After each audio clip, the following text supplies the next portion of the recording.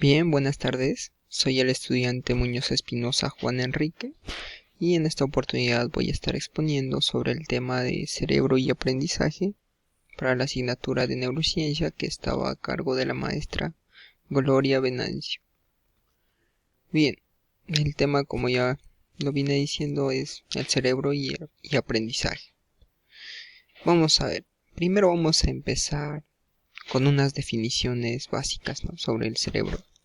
Bien, la primera definición nos dice que es el órgano más importante del cuerpo humano.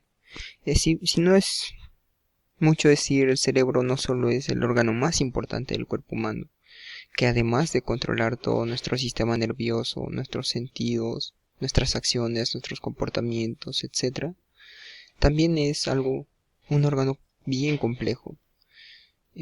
A medida que han venido desarrollando las investigaciones, se han dado cuenta los científicos y neurocientíficos de que el cerebro es tan grande e inmenso de estudiar como el universo, ¿no? Algo inconmensurable así. Por lo tanto, no solamente es el órgano más importante del cuerpo humano, sino también es el más complejo, ¿no? Y bueno, otra de las definiciones sobre el cerebro es que tiene un papel muy importante en el proceso de enseñanza-aprendizaje. Claro, esto porque, si bien sabemos, en el cerebro se almacenan toda la información, todos los conocimientos y todo lo que vamos aprendiendo en el transcurso de nuestras vidas.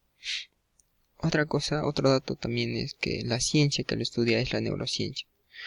Si bien es cierto, en estas últimas décadas se ha ido avanzando más lo que es en este campo, ¿no? Antes de estas décadas no se hacía mucho sobre el cerebro, ¿no? No se estudiaba, no se trataba de averiguar qué pasa dentro del cerebro o qué funciones tiene y todo eso. Pero en los últimos años, en las últimas décadas, los científicos, neurocientíficos han ido avanzando más en esta investigación e incluso han llegado a crear una ciencia para que se dedique específicamente a estudiar este órgano importante, ¿no? Y pues esa ciencia es la neurociencia.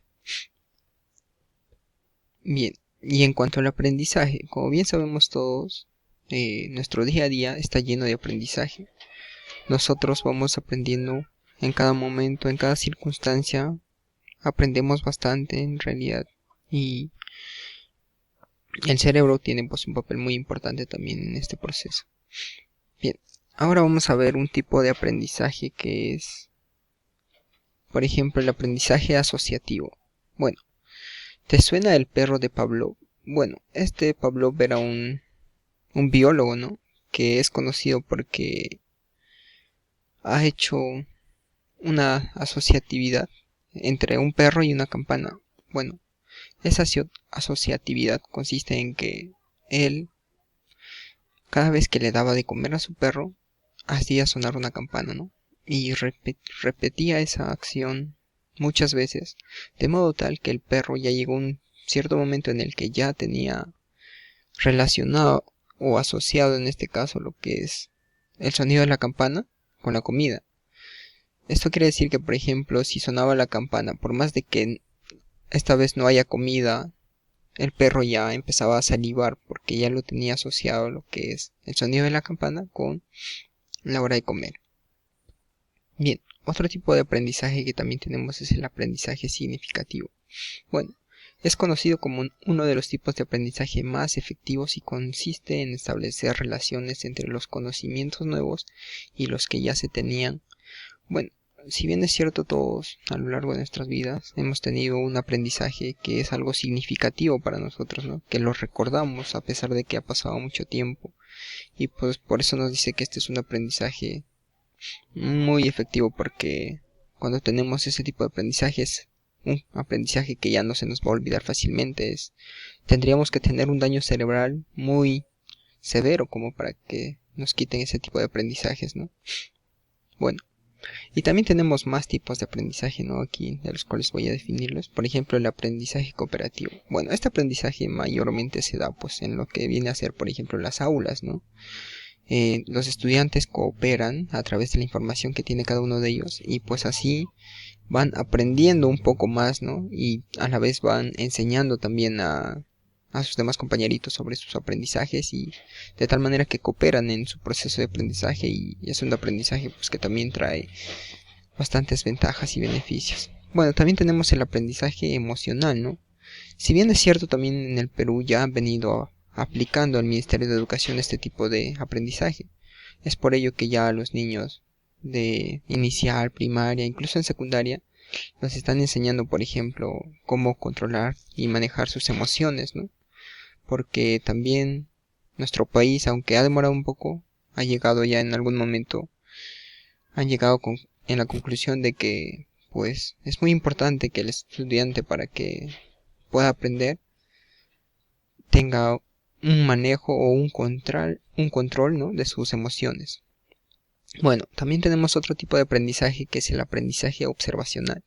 Bueno, en este tipo de aprendizaje mayormente, por ejemplo, se da, ¿no?, en una acción que se realiza. Por ejemplo, tengo una pequeña experiencia en la que yo, cuando era niño, tenía una tía que se dedicaba a realizar fajas, ¿no? Y los hacía tejiendo, ¿no?, con varios hilos. Y pues yo, al verlo a ella, o sea, en ningún momento yo le dije que me enseñara, o no me dio clases sobre eso. Simplemente llegó un momento en el que yo aprendí a hacer eso, ¿no? Y un día estaba así jugando, y luego me encontré hilos, palos, y empecé a hacer toda esa máquina con la que hacía eso mi tía, y pues aprendí de esa forma yo también a hacer ese tipo de cosas, ¿no? Y, o sea, simplemente por el hecho de haberlo observado, o sea, no era necesario que me diera una clase o una capacitación, simplemente aprendí con la observación que yo tuve sobre esa cosa que ella realizaba, ¿no? Bueno, también tenemos el aprendizaje experiencial. Bueno, este también es un aprendizaje muy muy importante. Por ejemplo, en nuestro caso, ¿no?, como estudiantes, cuando llegamos al quinto año, ya realizamos nuestras prácticas preprofesionales, y en eso pues nos toca ir a los colegios e instituciones a dar alguna clase, ¿no? Y pues cabe resaltar que en esa práctica que nosotros realizamos, aprendemos mucho más de lo que pudimos haber aprendido en la universidad. Si bien es cierto, en la universidad nos dan pues herramientas, instrucciones y demás cosas, mayormente tenemos más aprendizaje nosotros ya es cuando estamos dictando clases, o cuando ya estamos llevando a cabo cuando ya estamos laborando, ¿no? Y bueno, también tenemos lo que es el aprendizaje por descubrimiento. Bueno, este también es un tipo de aprendizaje muy muy interesante, porque las personas, cuando descubren algo, o sea, ya a través de los conocimientos que tienen, también van relacionándolos poco a poco, y ya de esa manera se da el aprendizaje por descubrimiento. Bueno, aquí tenemos, o sea, las formas en que una persona aprende, ¿no? Aprende mejor. Bueno, nos dice que leyendo aprendemos un 10%. Claro, si bien es cierto, nosotros leemos algún texto o libro, y si solo lo leemos una vez, pues mínimo en las 24 horas ya no vamos a recordar mucho del texto, ¿no? De repente algunas cosas puntuales, pero ya no es que vayamos a aprender demasiado. Bueno, y otra forma de aprender es, dice, ¿no?, escuchando. Bueno, escuchando dice que ya aprendemos un 20%. ¿Esto por qué? Porque ya va aumentando un poco más la capacidad, porque también a veces al escuchar ya vamos relacionándolo un poco con experiencias, con lugares o con cualquier cosa, ¿no? Y bueno, y observando un 30%. Claro, cuando ya vamos observando cómo se realiza cierta actividad, también ya vamos aprendiendo un poco más, ¿no? Y bueno, otra forma dice que hay de aprender es observando y escuchando. Y bueno, en esta forma es un poco, ya llega a ser un poco más efectiva que las anteriores, porque ya estás observando y a la vez escuchando, ¿no? Y bueno, otra forma también que tenemos de aprender es exponiendo, ¿no? Claro, eso ya cuando tú obviamente vas a tener un poco más de aprendizaje en ese tipo de experiencia, porque tú, para que expongas, vas a tener que prepararte, y obviamente al tener que prepararte estás repasando un poco más y un poco más sobre tal dicho tema, ¿no? Bueno, otra forma también, la última forma que tenemos en la que se aprende un 90%, dice, es descubriendo, procesando, sistematizando y exponiendo. Claro, si vemos aquí es toda una secuencia ya bien organizada de muchas acciones que ya como podemos ver, ya descubrimos, luego procesamos, sistematizamos y exponemos. Ya bueno, si realizamos todos esos procesos vamos a tener ya un aprendizaje mucho mayor, ¿no? Bueno, aquí hay algunas cosas que debemos hacer para mejorar nuestro aprendizaje, ¿no? Y también para mantener nuestro cerebro bien, ¿no? Por ejemplo, lo uno es buena alimentación. Obviamente tenemos que tener buena alimentación rica en nutrientes, en vitaminas y minerales para que nuestro cerebro pueda absorberlas y para que pueda funcionar bien. Otra de las cosas que debemos hacer también es dormir bien, ¿no?